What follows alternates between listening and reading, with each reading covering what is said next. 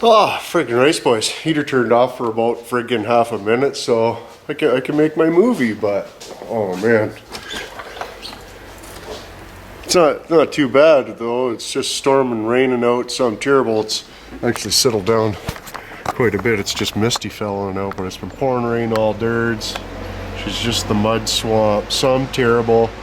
Buddy was over earlier. He's got no overdrive in his transmission, so we hooked up to the scanner, and he's got I think he's just got a bad ground. It's got a whole bunch of low voltage this and that and blah blah blah blah blah. So might be just a bad ground, but I couldn't help myself. Cracked open the 4x4 posi. We're not gonna get it on today or nothing. It's freaking storming, raining out, so I'm terrible and freezing cold, miserable. But yeah, nothing really to it. The hardest part of that's gonna be freaking figuring out the airlines and all that, ripping all that out of there and getting rid of everything we don't need probably. But got the exhaust all buttoned up there. Give it the old how you doing of the black, the very high temperature paints and different things. So I'm thinking about getting some of that, you know, metal blackening stuff for the bolts, because you know, you paint them, it's just going to crust right off of there, and if you metal black them, then it'll be more awesomer, and then it'll be the whole bitch too, right? And I think it adds like a little bit of the corrosion factability to it. But I give it a little Scotch-Brite. I don't know what you call it, one of these pads. I just give it one of those to knock all the fluffners off. Well, I started with what is this, like 700 or 400 or 320. Started with some 320, just knock it off, but that was taking too long, so I just started rubbing it relentless like it was Nelson's Peter with that. And then yeah, I mean, there's still a couple fuzzers, but I mean, it's a truck, right? So we're not too concerned about that. But yeah, just let that dry for another couple minutes and we'll give her a squirt. Want to get this thing buttoned up here soon. I got to get the seal changed and a bunch of other crap on there. We'll probably, you know, knock off the liquid spigot there and a couple other things just to clean it up and give it a how you doing. I might not too. I might just say fuck it and we'll just tape it all off and paint it and give her the wet fur. But this side, oh goodness gracious, I might be jumping the gun a little bit, boys. We should before we start putting her together, we should get all the components. Sometimes I rush because the vitches, hey, and that's when I end up fucking up. But anyways, we got a friggin' Positive Locks Systems friggin' Decnal, and I was just looking on my horse here, and I thought, well, there's a good spot right there. We'll get rid of that absolute scrap. Beg my pardonski for that. But yeah, I love picking, so we'll just pick that off of there, get that the fuck out of the roads. Oh, that's more betters. I'll never buy anything with glow frig sack onto it anywhere, so no sense having that garbage on my hoist. Okay. Probably should go around and do a whole bunch of picking, make sure there's no goofs on my situation there. But anyways, got that exhaust pipe replacement. That was almost $60. $60 for that pipe right there, that 1-inch tube. And yeah, for that Wabasco friggin' diesel fired coolant heater. I don't know, the coolant in that goes from like quarter to half while you're driving at 0 fucks, and it's got high gears, something terrible. The thing just screams down the road, so I don't know what we're gonna do about that. Get giant friggin' tires. Up there's the friggin' heater, gotta go. But anyways, we'll I want to order some of that blacking stuff too. I'm thinking about it. Probably gonna be Spencer's frig, but we should go as if you want black nuts. Hey, I apologize. So after forcing a whole bunch of rocks up the friggin' fuel line, getting these rubber dinks off, we just decided that we're going to, because you can see, well, you can't see, how would you want to be able to see, but say on this one, you know, if we get it all painted and the stovepipes aren't all the way down, then you see like a black ringolo of nonsense, and it's going to be all red and shit. So we want it to be, you know, copacetic at least a little bit. So that's not going to work. They flop around, blah blah blah. We're missing spots, relentless. So yeah, we'll just friggin' tip off the end and then screw these son of a bitches right down over top of the tape, and then it plugs up the end. You don't get paint on the threads. Friggin' exposes the stovepipe.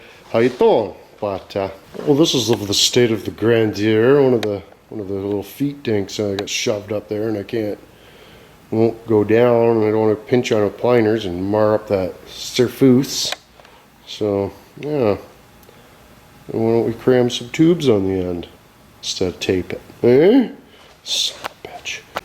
The furnace come on because I'm making a movie, but that is simply just not. You can see the mar mark. Well, you could if my camera wasn't just absolutely friggin' scrap. But you could see the mar. Oh man, really? The mar mark there on the edge where I was just jabbing away at it. Didn't budge an inch. Didn't budge a quarter inch. Great, but anyways, I guess we'll just have one line. That's by the pump side anyways, so we'll never see it, but frig sakes. All my primer spigots are plugged. Just got them soaking in some isotoniums. Put some more in there. Save myself, waiting for funds. These are just splash a bunch in there as your fox. Put the cane on top, and hopefully be able to shoot some paint through there. But yeah, just waiting for that. Got the intake and the coolant lines painted with the barbecue paint there. So friggin' right. So I like that flat black. Looks sharp. Looks sharp as nippies. Okay. But I just pounded out the old seal there. You got a little bit of poop in there, a little bit. I don't think that's protocol, really. But I just put it like sort of between, because I've already painted it, of course. I just put it between two 2B4s with rags on them, and then just a rag 2B4 down that end to shoe poured it, and then just pounded the schnocket through there. So we'll pull the other one out, flip her around, give her the old tippy tappy. Hopefully we don't bust it. That'd be great. Only genuine Cummins parts for our trucks in Inwood. But yeah, that guy there seems to have the tool for the friggin' press section. And then the plastic shiv to put it on there, so that's the inside. Yeah, I'll cram that in there and do some beanie. See, this is the trouble, boys. This is the trouble. We gotta deal with this shit in Inwood. So pressing that thing in there with a hammer, not working. I'm just wrecking it. Like, holy shit. But then, so I was just like, because I looked over at the hoist or the press, and I was like, oh man, I gotta move a bunch of stuff. Let's just try hammering it in. So I grabbed a couple different hammers, and I was like clubbing away at it, and then I thought, oh man, I am just chowdering the edge right off of this sumbitch. $75. So I said, we'll just set up the press. And then I come staggering over here. Oh yeah, I was painting stuff. Ay ay ay. What are we gonna do, boys? How are we ever gonna overcome this major dilemma in our life that we've come across? It's a crossroads, boys. We need to make a decision here. I'm gonna go cheech until the paint's dry, and they'll move that shit. And fucking, how you doing? The scents in here of the toxic fumage variety. Wow, holy shit! It is like foggy in here. I should probably go. But yeah, we got the lines painted. Could have taken them apart off the thing, this and that, and just, you know what I mean, blah, blah, blah. But I can always just toss some papers and different things under there after we get all the lines on and give it a quick where the lines are, and then sandblast the brackets again and paint them. But whatever, I mean, I'll just clamp that. It's a truck, man. It's a friggin' 57-year-old truck, for frig's sakes. But cleaning her up.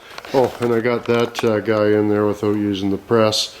I just used the tippy-tappy hammer and just went around until it was, and I put it in from the back too. I don't know if I mentioned that, but I put it in from the back instead of the front because the front just wasn't. So I turned it around same way I just drove this one through from the back to the front, and I pounded the new one in from the back to the front. But I don't know if you can notice it, but the crank got a couple groovage. So yeah, hopefully it looks like it might be an original, and then they had it out So we might have to, you know, worst case, we'll have to bang it in further or whatever, but something's beeping, probably towing all my shit. But yeah, I gotta go. It's friggin' asphyxiating here some terrible. I ordered that black poop for the bolts too, so that'll be good. We'll just get you know, a little how you doing on the engine there, but I'm really liking how the you know, exhaust and intake and everything looked really flat black, this and that. I like that paint job terrible, but yeah, friggin' 3 morrows another dirge, boys. We'll let that dry and let the shop air out a little bit. It'll be awesome. But yeah, let me know what you think about the project so far there, and what we got going on with the 83 crew cab with the 92 friggin' Cummins friggin' get rag this and that, and should be pretty much a good time. But one sector at a moment, one sector at a moment. But anyways, boys, feel free to leave a comment and friggin' let me know about your project. Eh? And friggin' what a finger fudge on that like button if you missed them. A couple of bitches from earlier in the week, but anyways, boys, beg my pardon, and we cheat here going another dick about one project. Until tomorrow. Come with the watchers, bitchy.